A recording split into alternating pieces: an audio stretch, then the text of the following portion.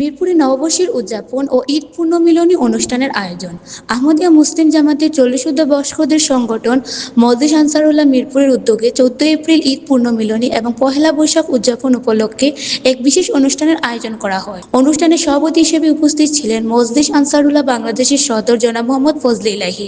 ঈদ পুনর্মিলনী এবং পহেলা বৈশাখ উপলক্ষে বিভিন্ন খেলাধুলারও আয়োজন করা হয়। স্থানীয় জামে মসজিদে সংক্ষিপ্ত আলোচনা অনুষ্ঠান শুরু হয় পবিত্র কোরআন থেকে তেলাওয়াত এবং নজম পাঠের মাধ্যমে। আলোচনা পর্বের শুরুতে মিরপুর মজলিসের জইমে আলা পবিত্র কোরআন পাঠের গুরুত্বের উপর বক্তব্য রাখেন। এরপর সদর মজলিস উপস্থিত সদস্যদের নিয়ে সুন্দরী কুইজের আয়োজন করে এবং সঠিক উত্তরদাতাদেরকে তাৎক্ষণিক পুরস্কার প্রদান করা হয়। অনুষ্ঠানের এ পর্যায়ে হযরত মসিহ মাউদ আলাইহিস সালামের পুস্তক পাঠের গুরুত্ব সম্পর্কে বক্তব্য উপস্থাপন করেন মাওলানা মুহাম্মদ ইসমাইল হাজারী।